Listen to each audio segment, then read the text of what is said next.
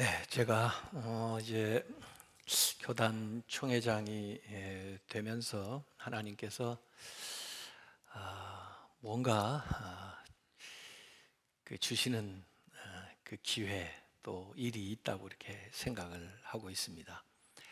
그래서 우리 한국 교회가 고쳐야 될 또 회개해야 될 특별히 지도자들이 그 하나님 앞에 정말 스스로 성찰해야 될 일곱 가지의 그 저는 한국 교회의 치명적인 일곱 가지 죄악이라고 그렇게 이야기를 했는데 그것을 공론화해서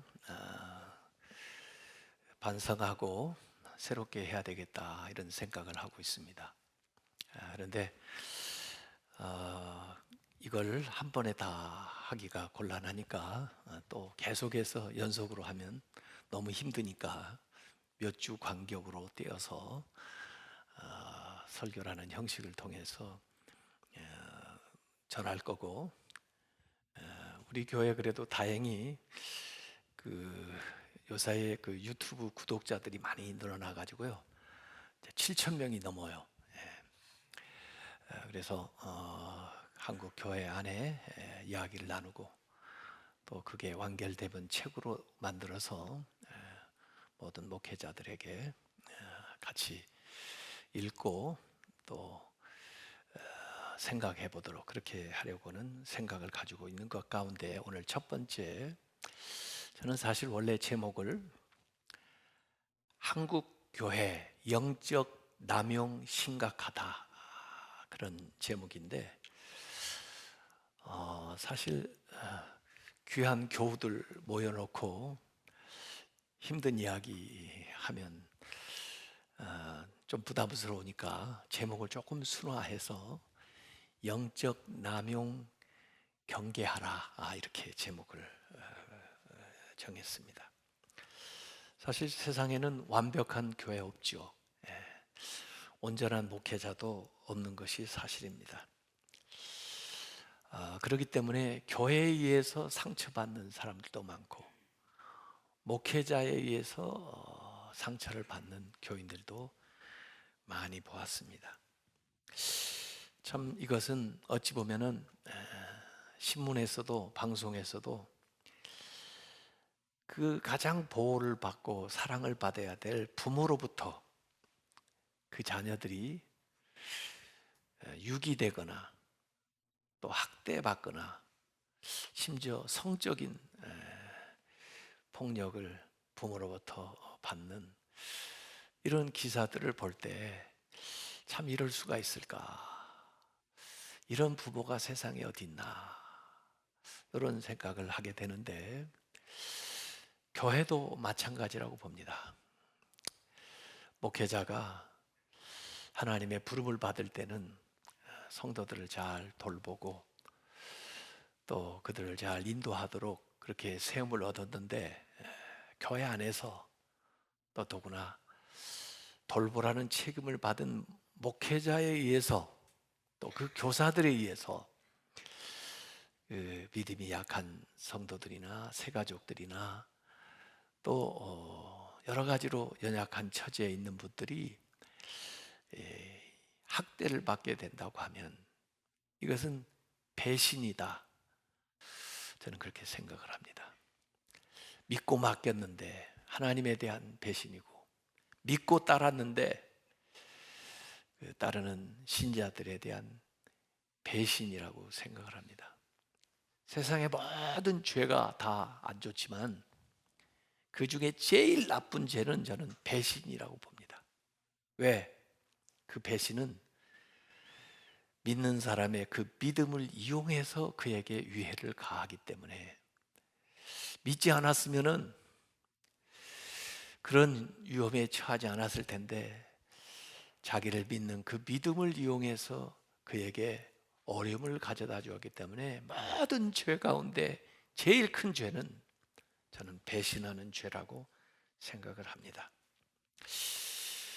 부모처럼 목차처럼 성도들을 잘 돌봐야 되는데 오히려 그들을 통제하고 조종하고 착취한다고 그러면은 이것은 하나님 앞에 큰 죄입니다. 예수님께서 마태복음 7장 15절에 이런 말씀하셨습니다. 거짓 선지자들을 삼가라. 믿는 자들에게 경각심을 일으켜 주는 거예요. 거짓 선지자들 경계해라. 저들은 양의 옷을 입고 너에게 나오나 속에는 노략질하는 이이다. 양의 탈을 쓴 이가 있다는 것입니다. 남용, 제가 영적 남용이라는 얘기를 했는데 참 이상하게도 한국 말에는 이 영적 남용이라는 게 잘 나오질 않아요. 뭐 성적 남용, 권력 남용 뭐 이런 것들은 좀 나오는데 영적 남용이라는 단어가 잘 안 나와요. 아마 제가 책을 쓰게 되면 처음으로 그 말을 공론화해서 이야기하는 사람일 것입니다. 그만큼 터부시하고 얘기를 하지 않아요. 그렇다고 해서 영적 남용이 없냐? 많습니다. 미국에는 제가 미국에서 공부할 때도 그때 80년대에도 spiritual abuse라고 하는 말이 굉장히 많았고 거기에 대한 책도 연구도 굉장히 많아서 교회 모두 다 이 공론화가 돼 있는데 그러지 않다는 이 반증이죠. abuse라고 하는 말은 abuse, 잘못 사용한다는 거죠. misuse. 원래 그 힘의 목적에 맞게 주신 분의 뜻에 맞게 그 힘을 사용하지 않고 오용, 남용, 학대하는 쪽으로 그 힘을 쓴다고 하는 것입니다. 이 힘의 남용은 사실 세상에 많아요.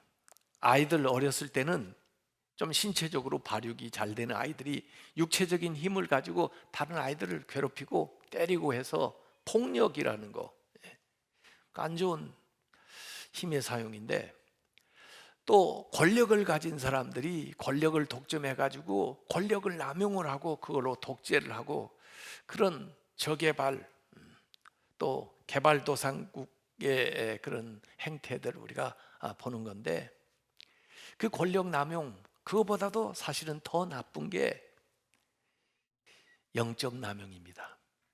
이 영역이라는 것도 우리 믿는 사람들은 다 알고 있어요. 이 스피리추얼 파워가 얼마나 대단한가 그걸 인정을 하고 있어요.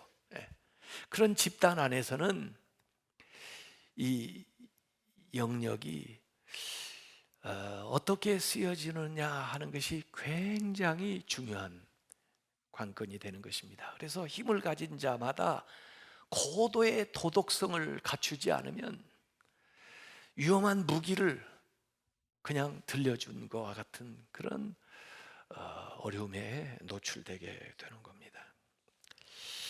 사실 이 전기도 얼마나 전력이 힘이 세요. 그런데 이게 잘못되면 감전사고를 일으켜요. 원자력도 얼마나 대단한 힘이에요. 근데 그 잘못 관리하면 미치는 피해는 어마어마한 것이 되는 겁니다. 그래서 취급주의, 정말 전문적인 기술을 가진 사람만이 그것을 다루도록 그렇게 특별한 훈련을 시키고 특별한 라이센스를 주는 것인데 이 영성도 그와 마찬가지다 그런 생각을 하는 거죠.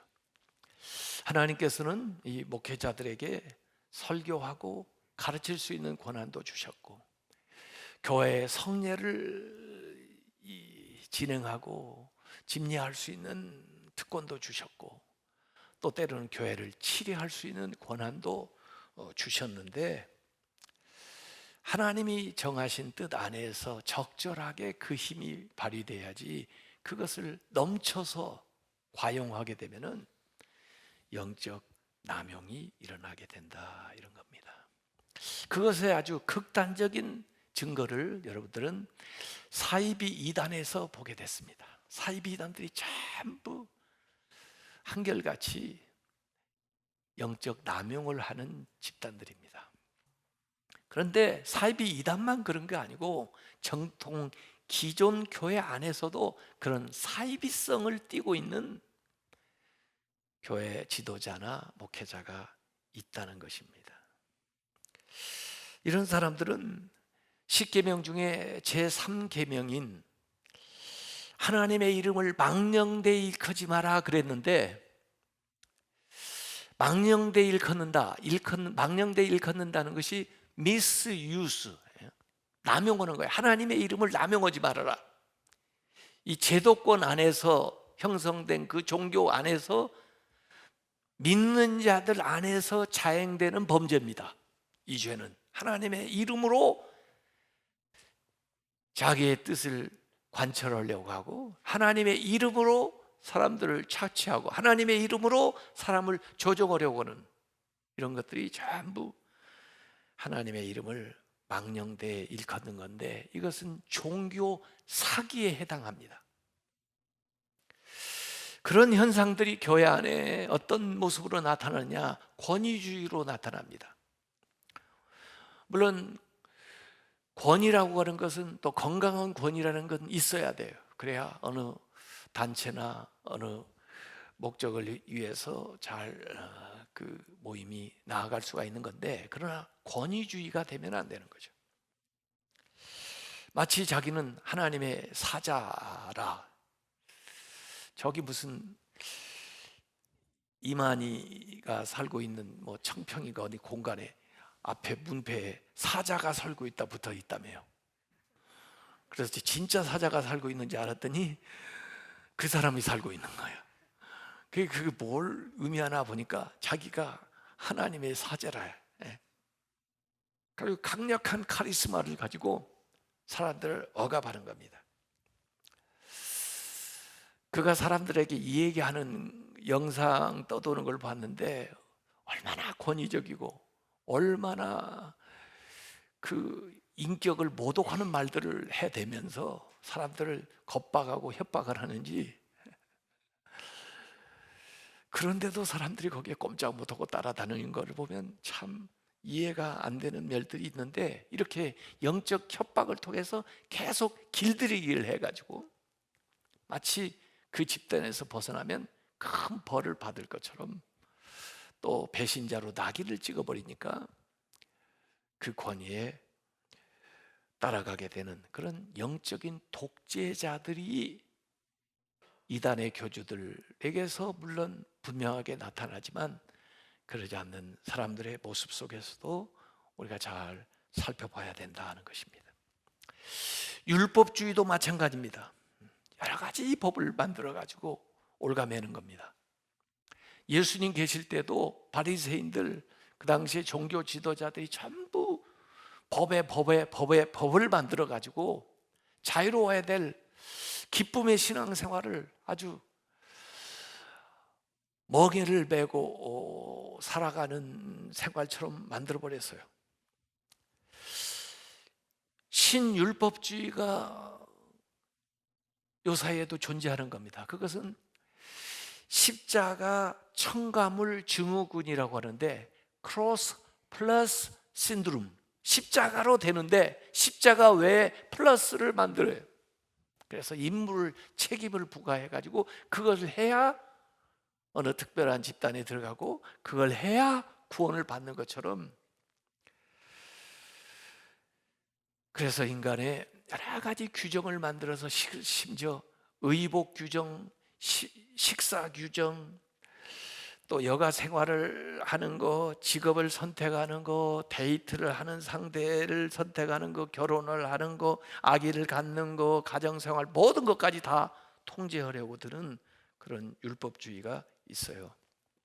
그 법이 하나님을 섬기는 수단이 아니라 사람들을 통제하기 위한 것으로서 진행이 되면서, 어떤 질문도 통제하고 징계와 경고를 남발하고 심지어 저주까지 하고, 또 그 교제에 참여하지 못하도록 출교를 하고, 그리고 무슨 일이 있으면 그 모든 것의 탓을 그에게 뒤집어 씌우는 희생양 만들기를 하는 이런 율법주의가 있습니다.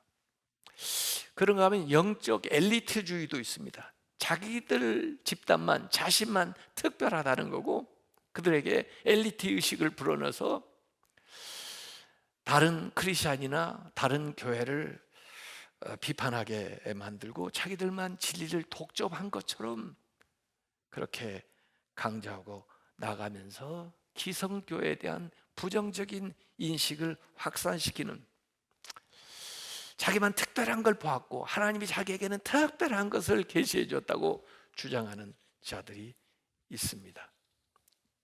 그래서 그들이 앞으로 세상을 어떻게 다스릴 것이며 거기에 선발된 14만 4천이라는 사람이 중요하고 뭐 이런 식으로 해가지고 자신들은 알곡이고 기존교회 신자들은 쭉정이들이 많으니까 그곳에 들어가서 알곡들이라도 좀 데리고 나오자, 추수꾼 뭐 이런 식으로 해가지고 돌아다니는 이 신천지 같은 집단이 있습니다. 은사주의도 남용될 여지가 많아요. 영적인 체험, 물론 하나님이 주시는 것인데 그것이 윤리성의 체크를 받지 않으면 마치 샤머니즘, 무당이나 다를 바가 없는 그런 사람들이 되는 경우가 있어요. 마치 자기가 은사를 나눠주는 것처럼, 자기가 베푸는 것처럼 모든 영광을 자기가 받고,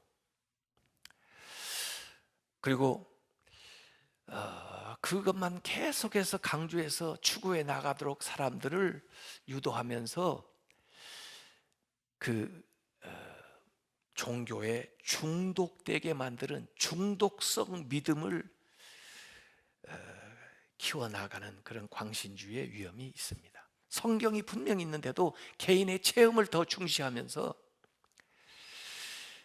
자신의 체험으로 이 성경과 관계없는 또는 성경과 상충되는 것들을 사람들에게 가르치는 그런 은사주의, 치유의 이적이 일어났다고 사람들이 칭찬하고 뭐 하니까 자기가 신격화되고, 그 다음에 모든 현상을 귀신의 현상으로 얘기를 해가지고 병원도 가지 못하게 하고 적절한 치료를 적당한 때 받지 못하게 해가지고 결국 악화시키는 그런 자들도 있습니다. 근데 이상하게 그런 데는 사람들이 이렇게 모여요. 또 생물학적인 우리 이 기존의 가정보다 영적인 가정이 더 우월하다고 가르치는 자들이 있습니다. 그래서 예수님의 말씀, 죽은 자로 저희 죽은 자를 장사하게 하라, 이런 말씀을 자의적으로 해석해 가지고 신앙생활을, 자기들 집단의 교리를 지지하지 않는 가족은, 그 부부관계는, 부자관계는 거부하고 거절해도 되는 것처럼 가르쳐서 가출하게 하고, 그래서 자기들이 진짜 부모고 자기들이 영적인 가족이라고 강조하는 그 신천지 같은 집단이 이전에도 있었고 계속 그런 식으로 사람들을 미혹하는 경우가 있습니다. 정말 이 세상에서 우리가 참된 그리스도인이 되는 데 있어서 다른 그리스도인이 장애물이 되는 경우가 이렇게 많이 있어요. 또 그리고 세상 사람들은 이 모습만 보고 기독교회를 오해하는 경우가 있습니다. 이번에 너무 가슴 아픈 것은 신천지 집단의 그런 행태가 드러난 것까지는 좋은데 그들도 교회 일파인 것처럼 그렇게 싸잡아서 교회를 비판하는 그런 경향도 보면서 정말 우리가 경각심을 가지고 바르게 신앙생활을 해야 되겠다, 이런 생각을 했습니다. 그래서 오늘 예수님께서 하신 말씀입니다. 오늘 스승의 주일이기도 하지만은 아이들에게, 또 믿음이 연약한 사람들을 돌보는 사람들에 대한 이야기예요. 마태복음 18장 6, 7절에 누구든지 나를 믿는 이 작은 자 중에 하나를 실족하게 하면은 차라리 연자 맷돌이 그 목에 달려서 깊은 바다에 빠뜨려지는 것이 나으리라. 세상에 실족하게 하는 일이 있음으로 말미암아 화가 있도다. 지난주까지 제가 복에 대한 이야기를 계속했는데 같은 마태복음에 화에 대한 이야기도 나오는데 누가 화를 받느냐? 실족하게 하는 사람, 특별히 작은 자들을 실족하게 하는 사람들. 실족하게 하는 일이 없을 수는 없으나 이 세상에 현실적으로 주님 오실 때까지 실족하게 하는 일이 있다는 겁니다. 그러나 거기에 앞장서거나 그러한 도구가 되어서는 안 되는 거죠. 실족하게 하는 그 사람에게는 화가 있도다. 마태복음 23장에도 가면은 이 화에 대한 7번의 말씀이 나옵니다. 근데 전부 이 거짓 선지자들, 또 영적으로 남용하는 자들에 대해서 예수님이 아주 신랄하게 화에 대한 이야기를 하신 거예요. 말은 앞세우면서 실천은 하지 않고, 무거운 짐을 남한테는 지우고 자기는 지지 않고, 손가락도 움직이지도 않고, 무슨 일을 할 때 항상 보이기 위해서 위선적으로 행동하고, 명예나 권력이나 재물이나 칭찬을 탐하면서도 내면에는 탐욕과 방탕으로 가득 차 있는 회칠한 무덤 같은 자들을 예수님께서 화이도다 하시면서, 이들은 천국 문을 막아 자기도 못 들어가고 다른 사람도 못 들어가게 하는 지옥의 자식이라고 했고, 눈먼 인도자라고 했고, 하루살이를 걸러내고 낙타를 삼키는 자들이라고 했고, 마태복음 23장 33절에 예수님이 하신 말씀 중에 가장 강한 말씀을, 뱀들아, 독사의 새끼들아, 너희가 어떻게 지옥의 판결을 피하겠느냐, 이렇게까지 말씀을 하셨어요. 영적 남용을 하는 자들에 대해서는 예수님께서 가장 심한 말을 하셨다고 그런 것을 우리가 생각을 하면 됩니다. 예수님께서 마태복음 20장에도 보면은 리더십에 대해서 얘기하셨는데, 20장 25절부터 28절까지 보면 두 종류의 리더가 있는데, 섬기는 리더가 있는가 하면 이들은 리더, 그야말로 지도자이지만 지배자, 룰러들이 있다는 거예요. 이들은 다른 사람을 조종을 합니다. 매니플레이션, 다스리는 힘으로 쓰는 거예요. 그런데 정말 지도자는 힘의 그 양을 가지고 큰 힘으로 다스리는 데 쓰는 게 아니고 그 힘의 질적인 변화가 와서 섬기는 힘으로 써야 된다는 거죠. 그런데 세상의 지도자들, 영적으로 남용하는 자들은 사람들을 통제하고 조작하고 자기 마음대로 임의로 주관하고 또 그들 위에 권세를 부리는, 사람을 목적으로 대하지 않고 자기의 목적을 이루기 위한 수단으로 이용하는 이런 자들을 예수님께서 나무랬습니다. 항상 통제하는 메커니즘을 가지고 사람들을 두려워하고 죄책감을 주고 수치심을 주어서 그들을 조정하려고 하는 이 영적인 독재자들, 영적 지도자가 아니라 이들이 영적 남용을 행하고 있다는 거죠. 특별히 이 설교하는 사람들은 주의해야 됩니다. 설교라는 건 하나님의 말씀을 대언하는 건데, 교묘하게 자기의 생각을 주입을 해서 사람들을 조정하려고 하는, 자기의 사상을 확산시키는 도구로 설교를 이용하는 자들이 있습니다. 그래서 이게 과연 하나님의 말씀인가? 저 사람의 생각인가? 잘 주의해서 우리가 분별력을 가지고 들어야 돼요. 자기 말을 하면서도 자꾸 아멘을 하라고 자꾸 강요를 시켜가지고 그렇게 사람들을 이끌어 나가는, 또 그 설교 중에도 언어 폭력에 가깝게 처치하는 말을 해서 인격적으로 손상을 시키거나, 또 상담을 했던 비밀적인 내용을 누설해서 그 당사자들 어려움에 처하게 하거나, 그런 설교를 남용하는 그런 일들도 있다는 것입니다. 바울 사도 같은 분도 고린도전서에 보면은 하나님의 말씀을 전하다가 또 어떤 때는 이것은 하나님의 말씀은 아니고 내 생각에는 자기의 의견을 구분해서 이야기를 한 적도 있어요. 그래서 말하는 사람들은 주의해야 됩니다. 우리에게 주신 이 영역이 권력이 되지 않도록 해야 돼요. 사무엘상 시작할 때 보면요, 그 당시에 엘리 제사장은 모든 걸 다 가지고 있었습니다. 사사, 또 재판관, 그리고 제사장, 또 말씀, 모든 걸 다 가지고 있는, 이를테면 세속적으로도 권력자가 돼버린, 또 그 아들 홈리와 비느하스도 역시 그 모든 것들을 누리고 있었던, 그런데 그들과 대조적인 사람이 나와요. 엘리하고 대조적으로 한나가 나오고, 홈리와 비느하스와 대조적으로 사무엘이 나옵니다.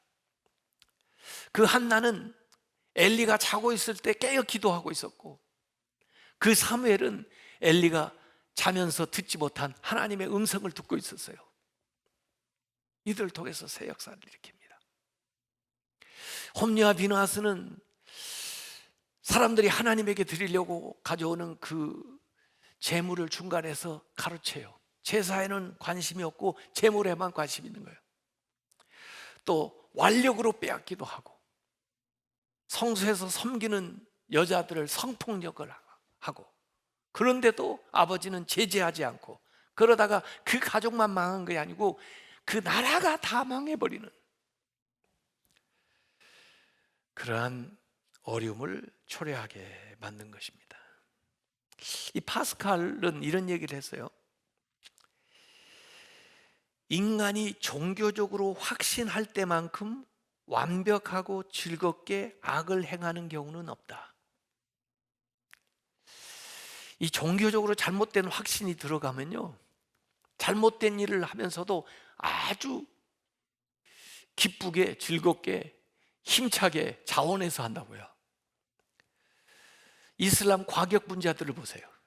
잘못된 종교가 주입되게 되면은 자살 테러를 하면서도 자원해가지고 즐겁게 가서, 종교적으로 잘못되는 것은 가장 나쁜 것입니다. 어떤 세상의 권력보다도 종교적으로 잘못된 것이 더 나빠요. 우리 안에 있는 영적 남용의 사인들을 잘 분별해 봐야 됩니다. 제가 9가지 정도를 간단히 제목만 얘기해 줘 볼게요.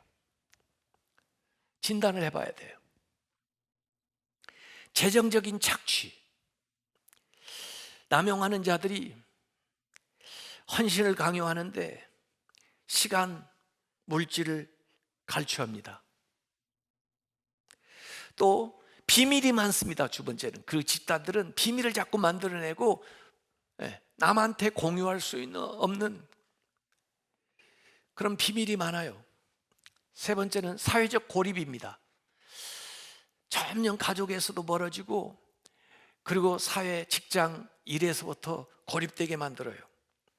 네 번째는 위협하는 말을 계속합니다. 그래서 그들의 감정과 심리를 컨트롤하려고 그래요.